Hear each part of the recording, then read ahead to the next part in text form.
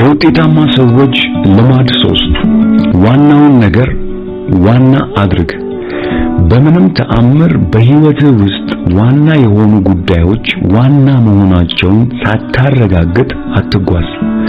ቀደም ብለን ያየነውን የህይወትን ዓላማና ግብ እንዲሁም መርህና ተልዕኮ ካዘጋጀህ በኋላ ይህ የህይወትህ ሰነድና መመሪያ አድርገህ በመውሰድ የህይወትን ዋና እሴቶች ለይተህ በማውጣት ዋናውን ነገር በማስቀደም ይህንንም በዕለት ተዕለት ውሳኔዎች ውስጥ ማካተት። ይህን ለማድረግ በቀላሉ ሚናዎችን ወይም የህይወትን ሮል ለይተህ ማውጣት ነው።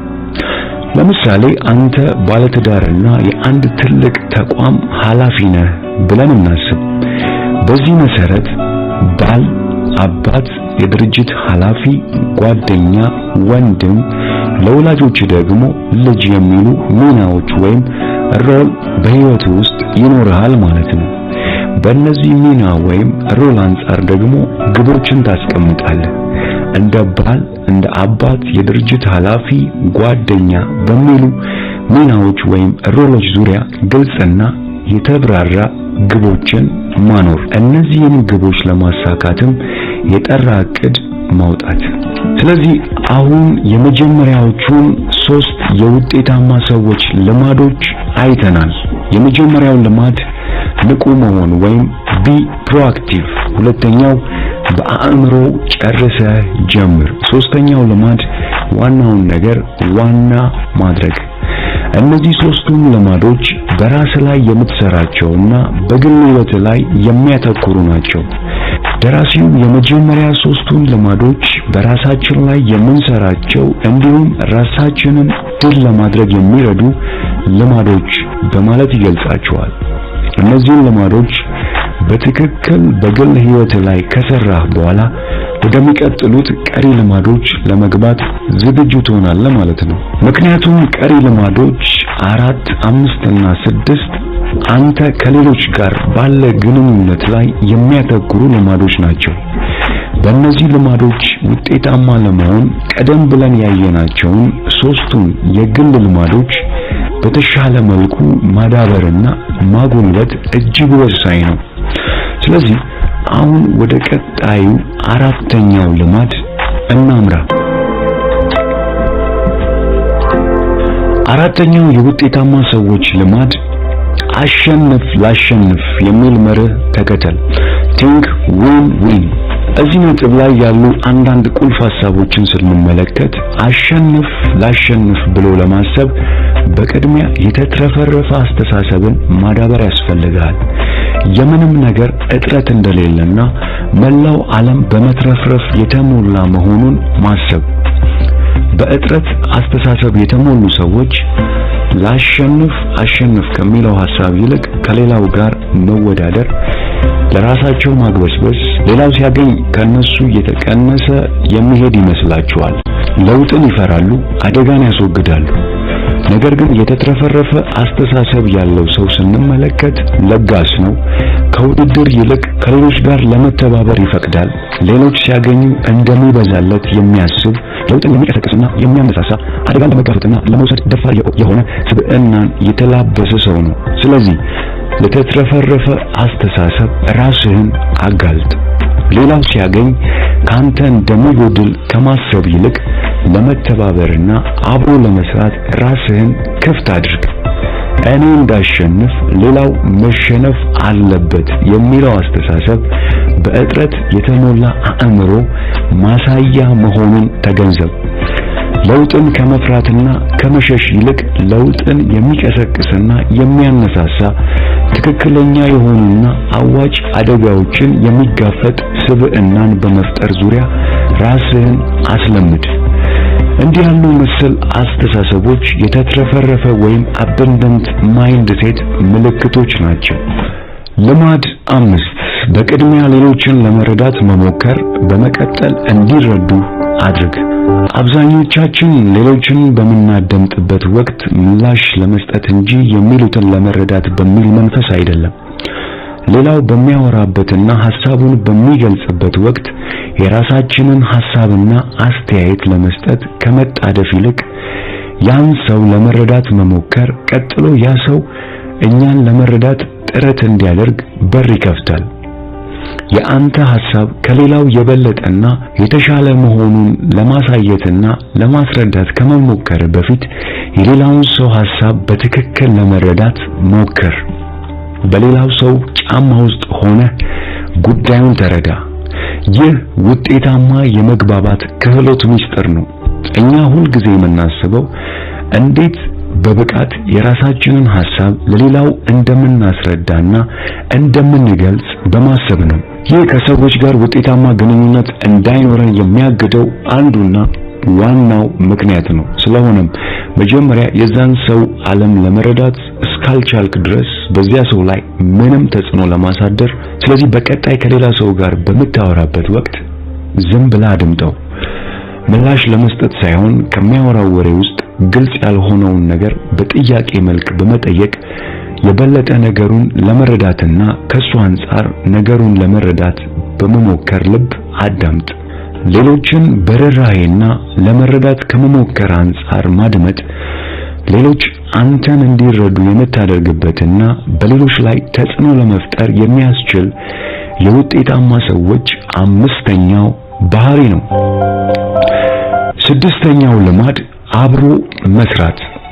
ይህን ሐሳብ በአንድ ታሪክ ደራሲው ለማብራራት ይሞክራል። ቢሮ ውስጥ የሚሰሩ ሁለት ሰዎች አሉ። አንደኛው ሁል ጊዜ የቢሮው መስኮት እንዲከፈት የሚፈልግ ሲሆን ሌላኛው ደግሞ ዘውትር እንዲዘጋ ይፈልጋል።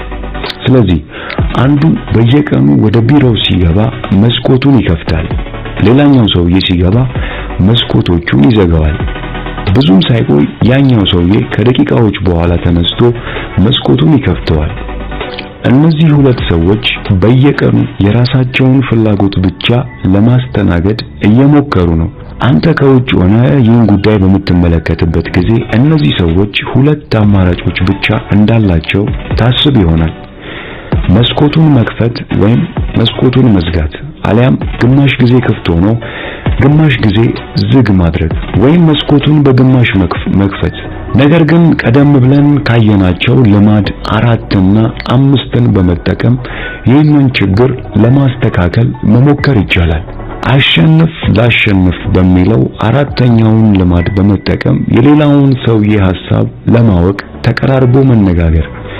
የአንዱ ፍላጎት ብቻ እንዲሟላ ሳይሆን ሁለቱም ተጠቃሚ ሊያደርግ የሚችል ሐሳብ ላይ እስኪደርሱ ሁለቱም ላሸንፍ አሸንፍ ሐሳብ ተቀራርበው ችግሩን ለመፍታት እንዲሞክሩ ማድረግ። ቀጥሎ ወደ ልማድ 5 ማለትም መጀመሪያ ሌላውን መረዳት በመቀጠል ሌላው እንዲረዳን ማድረግ በሚለው ሐሳብ አንዱ የሌላውን ሐሳብ ለመረዳት እንዲሞክር በማድረግ ችግሩን መፍታት። ሁልጊዜ መስኮቱ ክፍት እንዲሆን እንደምትፈልግ አውቃለሁ። እኔ ግን መስኮቱ ክፍት በሆነ ቁጥር የሚገባው አየር ወረቀቶቼን ስለሚበታተን ተቸግሬያለሁ። ለእኔም ላንተም ጠቃሚ በሆነ መንገድ ይህንን ጉዳይ ብንፈታው ምን ይመስልሃል? በማለት መስኮቱ እንዲዘጋ የሚፈልገው ሰውዬ ጥያቄ ያቀርብለታል። ለዚህ ጥያቄ ማንኛውም ሰው ቀና የሆነ ምላሽና ትብብር እንደሚኖረው አያጠራጥርም። ስለዚህ ልማድ 6 ይህንን ጉዳይ በዚህ መልክ ማለትም ተቀራርቦና ላሸንፍ አሸንፍ በሚል አስተሳሰብ በቅድሚያ የሌላውን ሐሳብ በመረዳት በመቀጠል የራስን ሐሳብ ለማስረዳት በመሞከርና በመቀራረብ ችግሮችን የመፍታትን ልማድ ማዳበር የሚል ነው። ስለዚህ እነዚህ ሰዎች ቦታ ተቀያይረው ሊሰሩ ይችላሉ።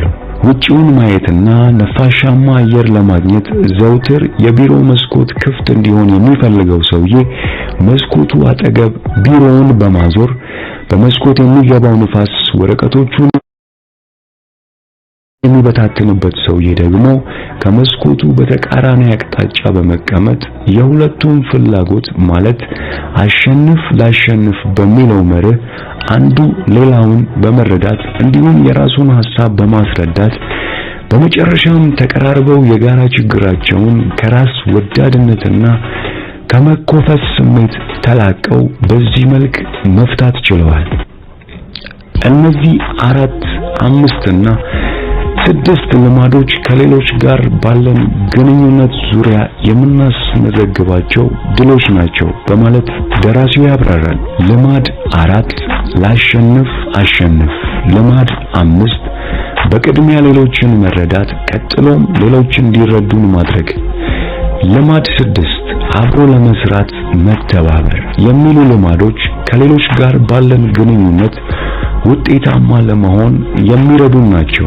ቀደም ብለን ያየናቸውን በግል ሕይወታችን ላይ ድል የምናደርግባቸውን ልማዶች እንዲሁም ከሌሎች ጋር ባለን ግንኙነት ድል የምናደርግባቸውን እነዚህን ልማዶች በበቂ ሁኔታ ካዳበርክ ቀጥሎ ለምናየው የመጨረሻው ልማድ 7 ዝግጁ ሆነሃል ማለት ነው።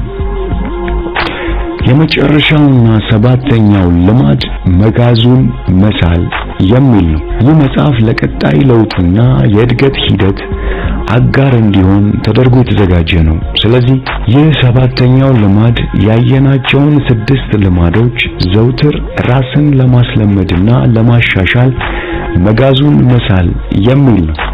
ቀደም ብለን ያየናቸው 6ቱ ልማዶች በአንድ ቀን የምናሳካቸው ሳይሆኑ ዕለት በዕለት የምንለማመዳቸውና እየተሻሻልን የምንመጣባቸው መሆኑን ልብ ማለት ያስፈልጋል። ደራሲው ዋና ራስህን ልታድስና ልታሻሽል የምትችልባቸው የህይወት ዘርፎችን በዚህ መልክ አስቀምጧል። አንደኛ አካላዊ እድሳት፣ ሁለተኛ አእምሮአዊ እድሳት፣ ሶስተኛ ስሜታዊና ማህበራዊ እድሳት እንዲሁም አራተኛ መንፈሳዊ እድሳት።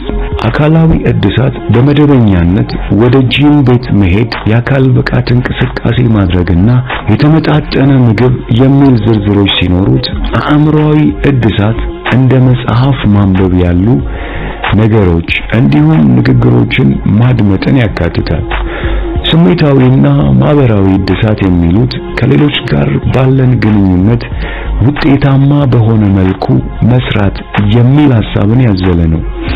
ይህም ግንኙነቶቻችን ቀጣይነት ባለው መልኩ ለማጠናከርና ለማሳደግ ጥረት አድርግ የሚል ሐሳብ ነው።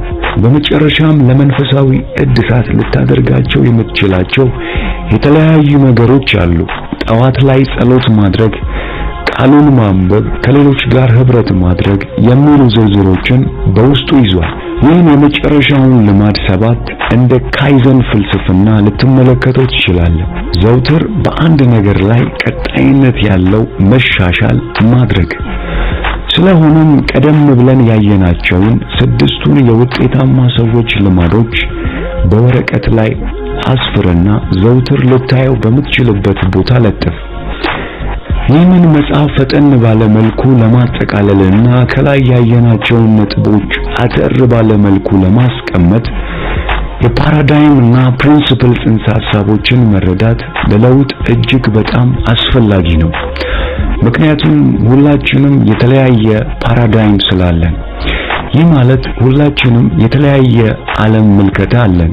ይህን መረዳት የውጤታማ ሰዎችን 7ቱን ልማዶች በብቃት ለመረዳት በእጅጉ ያግዝሃል። ስለዚህ ህይወትህን በእነዚህ መርሆች ለመምራት ራስህን አስለምድ። ቢ ፕሮአክቲቭ፣ ንቁ ሰው ሁን። ህይወት እስክታመጣልህ አትጠብቅ፣ ሄደህ ውሰድ። አልቃሻና ሌሎች እሹሩሩ ይበሉኝ የሚል ሪአክቲቭ የሆነ አመልህን ተው። አንተ የህይወት ፕሮግራመር ነህ። የሌላውን ሰው ፕሮግራም መኖር አቁም። ዛሬውኑ የራስን ዓላማ፣ ግብ እንዲሁም ዋጋ የምትሰጣቸውን መርሆች ግልጽ አድርገህ ለይ። በራስ ግብና ዓላማ አንጻር ህይወትን መምራት ጀምር። ከቁጥጥር ውጭ ባሉ ጉዳዮች ላይ ጊዜና ጉልበትን እንዲሁም ትኩረትን ማባከን አቁም። ዛሬውኑ በአንተ ተጽዕኖ ክልል ውስጥ ያሉ ጉዳዮች ላይ ብቻ ትኩረትን ለማድረግ ወስን። ህይወትን የምትመራበት የግል ሰነድ ይኑርህ። እሴቶችን፣ ዓላማዎችን፣ ግቦችን፣ ምኞትን፣ መሻትን፣ ህልሞችን፣ እቅዶችን እንዲሁም በህይወትህ ዋጋ የምትሰጣቸውን ነገሮች ለይተህ ዛሬውኑ ጻፍ። በሕይወት ዋና የሆነውን ነገር ዋና አድርግ። በምንም ተአምር በዚህ ጉዳይ እንዳትደራደር። ግብና ሚናህን ለይ። ግብና ሮልህን ወይም ሚናህን ለይ። እነሱንም ለማሳካት እቅድ አውጣ። በቅድሚያ ሌሎችን ለመረዳት ሞክር። በመቀጠል እነሱ አንተን እንዲረዱ አድርግ። ከሌሎች ጋር ባለ ግንኙነት ላሸንፍ የሚል ሐሳብና መርህን ተከተል። ለመተባበር ዘውትር ፈቃደኛ ሁን። በመጨረሻም ዘውትር ራስን በማሻሻልና በማሳደግ መጋዙን መሳል እንደሚኖርብህ ልብ በል። እነዚህ ልማዶች በአንድ ጊዜ ሞክረህ የምትተዋቸው ልማዶች ሳይሆኑ የሕይወት ዘመን ጥረትና ልምምድ እንደሚፈልጉ ከወዲሁ እወቅ። በዛሬው የመጽሐፍ ቅምሻችን በእጅጉ እንደተጠቀማችሁ ተስፋ አደርጋለሁ። በሚቀጥለው ጊዜ እጅግ በጣም ተወዳጅና ራስን ለማሻሻል ሕይወት ለዋጭ የሆኑ ዓለም አቀፍ ተወዳጅነትን ያተረፉ መሰል መጽሐፎችን በዚህ መልክ በጥልቀት የምንዳስስ ይሆናል። ሐሳብ አስተያየታችሁን ኮሜንት ላይ ጻፉልኝ።